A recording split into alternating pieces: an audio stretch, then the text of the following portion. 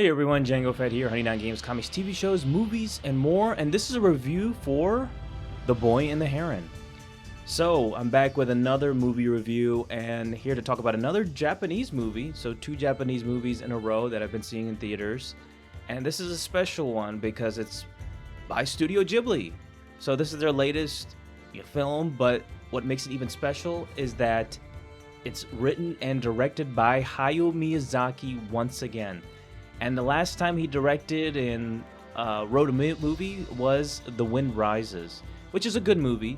It went away from the fantastical element, went away from fantasy, from what we've been accustomed to with Spirited Away and Howl's Moving Castle, Nausicaa, and things like that. So that one went for more historical drama, centered around an engineer in Japan building a plane. And while it's not fantasy, it was still a good movie. I still enjoyed it. I rewatched it, had a good time with that movie. So that was the last Hayao Miyazaki movie that he made, and I thought that this would be it for Hayao Miyazaki to do anything whatsoever. I thought that was his last movie, and I was like, oh, all right. At least he ended it in a raw. But lo and behold, 10 years later, does another film, and I was super excited for this. So I had to see this in theaters because it's Studio Ghibli and plus Hayao Miyazaki. So here we are today. So this is going to be the hardest movie to explain for me, to explain anything that happens in this movie. So I'm not going to be spoiling anything, but I am just going to explain based on what I'm seeing on IMDb. So it centers around a young boy named Mahito yearning for his mother and ventures into a world shared by the living and the dead. There, death comes to an end and a life finds a new beginning in a semi-autobiographical fantasy from the mind of Hayao Miyazaki. So I didn't know this, but I'm looking at Wikipedia right now. So the screenplay draws heavily from Miyazaki's childhood and explores themes of coming of age and coping with a world marked by conflict and loss. And it's based on the story 1937 novel of the same name, The Boy and the Heron, which of course I'm not going to be familiar with that. The film has an original story, but is not connected to the novel. So I'm going to get into the good. So the really good parts of the movie is the animation. The animation is fantastic. I love the different, I love that it's going back to fantasy because it's been a while since Hayao Miyazaki did it. The last movie that he did do it is Ponyo. Was a fantasy mixed with this real world. That was back in 2008, and The Wind Rises was 2013. And then Howl's Moving Castle was 2004 before that. So The Boy and the Heron goes back into the fantasy aspect and it's going to a fantastical genre, so which is really cool and really appealing. So that actually happens towards I think the second half is when he journeys into this whole new world. So it's traveling into a new world which is filled with these fantastical elements. So I love that the animation is fantastic. Of course, you can expect that, especially with Hayao Miyazaki helming it. And then the voice work was actually really good too, because it's the thing I love about Studio Ghibli films is that they always have great voice working, especially like English voice acting. They have really great celebrities being a part of these. So the voice actors involved is Dan Stevens, Karen Fukuhara, Gemma Chan, Florence Pugh, Christian Bale. The last one he was actually a part of was in Howl's Moving Castle. He was playing as Hal, and now he's back again doing another one. So I thought that was really cool too. And of course, Mark Hamill is a part of it too. So you have a great cast once again being a part of a Studio Ghibli film, and they did a great job. And a couple others I forgot to mention is Dave Bautista and William Dafoe. William Dafoe had a really small role, and same with Bautista, but Bautista actually had a little bit more to do. But I thought that was pretty cool to have them around. So let's get into my complaints with this movie. So, oh boy, I'm gonna get a lot of hate for this, but I think this has got to be said, but I like this movie, but I also don't like it at the same time. So I'm really mixed with this movie. So I gotta say, the first thing is the characters. The first character, the main character, Mahito, is really unlikable. I did not like this guy whatsoever, the main lead. Um, I think I understand that he's going for, an autobiography on Hayao Miyazaki's life, but I just didn't find him likable whatsoever. I didn't see anything that really appealed to me. He just really seemed very unlikable. And I understand that what happened to him in his past was really traumatic and horrible for him. But, there's a lot of things that just didn't justify him for doing certain things in this movie. Another thing also is the slow pace of the movie, especially in the beginning. The first 15-20 minutes of the movie is incredibly slow and really boring. And it's only until he starts going into the fantasy aspect, him encountering this Heron, is when things get actually interesting. And the last major thing I have to say is the story.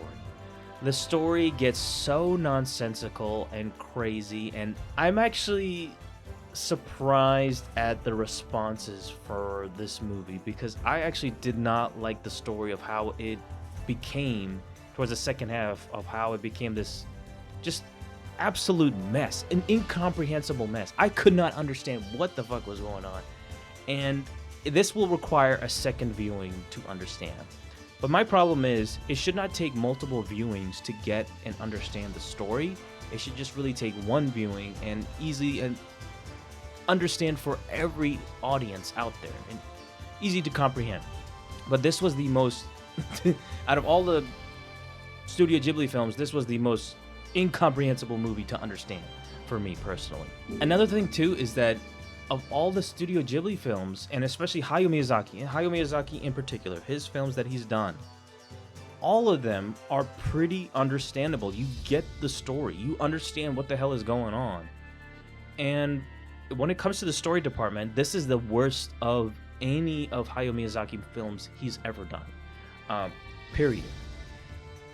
I got the stories for other movies, even like Porco Rosso and Ponyo, which are, really low on my list of Hayao Miyazaki films in comparison to his other movies on his list. I got the story. I got the gist of it. I knew what the hell was going on. This one, it really frustrated me. I just did not get it. I did not like it. I really wanted to like it, but I just couldn't towards the end. And the ending was just so fucking abrupt. It just ends right there. He leaves, and that's it. And it was just like, okay. And I think when viewing this, in theaters, there was a couple people who were sleeping. I'm not saying that this is going to happen for everyone, or I'm not saying you should, but even kids were like, what the heck is going on? And then even like some adults, they were just like sleeping through it, just trying to get by. And when it ends, a lot of the audience that I was involved with, they were just like, okay. And they were just quiet. They weren't cheering. They weren't feeling like, yeah, just feeling good. They just left the theater. I'm just like, whatever. You never want to see that happen with a movie after you leave it. You don't want to see that happen. At the end of the day, there are some good things, and there's actually pretty bad things with this film. So I am going to give The Boy and the Heron a...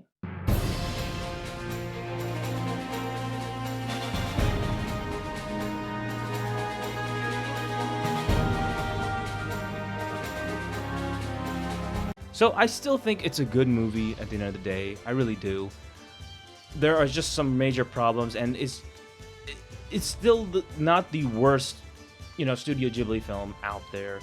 It's the worst of Hayao Miyazaki's any that he written and directed. This is easily the worst one of the bunch, in my opinion. I still have to see Porco Rosso and Ponyo again, just to see them in comparison. But I'm trying to rewatch Spirited Away, and just to see how of a masterpiece that was. And I'm already like halfway into it, and I already see it, like how brilliant that movie is. And I thought The Boy and the Heron was trying to go for that route, but it was just so slow in the beginning, and it was just so. But the thing is, you understood what was going on with Spirited Away in comparison with the other movie, with The Boy and the Heron. So that was the crazy thing to me. And I'm actually surprised on how the critics, well, not the critics, the audience score isn't lowering down, because it's like right now it's like 90%, but I don't think this movie deserves anywhere close to that at all. I'm surprised that score hasn't been dropping down to 80s or 70s even. That's not to say I hated this film by any means. I liked it, but I was just disappointed in comparison to other Studio Ghibli films. I expect a masterpiece, especially with Hayao Miyazaki and Studio Ghibli behind it. I expect masterpiece films. Castle in the Sky, Princess Mononoke, Spirited Away, Howl's Moving Castle, Castle of Cagliostro, Nausicaa: The Valley of the Wind. You see all those masterpieces right there, helmed by Hayao Miyazaki. I expect some excellence right there, but unfortunately, this wasn't it. So it kind of ends on a whimper for Hayao Miyazaki right there. And for Studio Ghibli, they haven't been doing good as of late, with Earwig and the Witch, which just looks like an absolute disaster. The animation looks awful. I still need to see the Red Turtle. When Marnie was there was pretty good. The Tale of the Princess Kaguya. Those were the last movies, and then The Wind Rises. But this for me is not the worst Studio Ghibli film. I think there's a couple of others in the earlier years with Studio Ghibli, like Only Yesterday, and a couple of others. Ocean Waves, I think was one of them, or Palm Coco. That was really short. That was kind of stupid. And Whisper of the Heart. Not a big fan of those movies. But this is not the worst movie by any means. It's just the worst on Hayao Miyazaki's list, and it still ends up good. It's still not a terrible movie. So I expected a little bit more. I was a little disappointed. So that's it for the movie reviews for me. I do want to watch Wonka, but I won't give you guys a review.